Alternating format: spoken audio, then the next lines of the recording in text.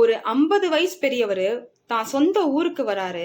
ஆத்துல பரிசல்ல கிடக்குறாங்க. அப்ப பரிசல்காரு கேக்குறாரு, ஐயா நீங்க எங்க போகணும்னு கேக்குறாரு. அதுக்கு அவர் சொல்றாரு, இந்த ஊரு நாட்டாமா ஐயாவை பார்க்க போகணும்னு சொல்றாரு. உடனே இவரு எதுக்கு ஐயான்னு கேக்குறாரு. அதுக்கு அவர் சொல்றாரு, நான் சின்ன வயசுல இருக்கும்போது நானும் எங்க அப்பாவும் இந்த ஊரு நாட்டாமா ஐயா வீட்டுல தான் வேலை செஞ்சிருந்தோம். அவர் என்னை பார்த்துட்டு இந்த வயசுல வேலை செய்யக்கூடாது, நான் உன்னை படிக்க வைக்கிறேன்னு சொல்லி அவர் சொந்த காசுல என்னை படிக்க வச்சாரு. இன்னைக்கு நான் அமெரிக்கால ஒரு சொந்த கம்பெனி வச்சிருக்கேன். நான் நல்லா இருக்கேன். அவரை பார்த்து நன்றி சொல்லிட்டு போகணும்னு வந்தேன்னு சொல்றாரு. கரையை விட்டு இறங்கும் போது அவர் பரிசல்கார்கிட்ட 100 ரூபாய் கொடுக்கறாரு. அவரு வேணாங்கய்யா அப்படின்னு சொல்றாரு. அதுக்கு இந்த பெரியவர் கேட்கிறாரு, ஏன் அப்படின்னு கேட்கும் போது அவர் சொல்றாரு, ஐயா நீங்க சொன்னீங்கல்ல நாட்டாமையா, அவரோட கடைசி பேரை நானு. நாட்டாமையா இறந்த உடனே எல்லாரும் எங்களை ஏமாத்திட்டாங்க, எல்லாத்தையும் நாங்க வித்துட்டோம் ஐயா. தாத்தா வாழ்ந்த ஊருன்றதுக்காக நாங்க இங்க இருக்கிறோம் யா அப்படின்னு சொல்லும் போது அவருக்கு ரொம்ப மனசு கஷ்டமாயிடுச்சு. உடனே ஒரு 10,000 ரூபாவை எடுத்து கொடுக்குறாரு.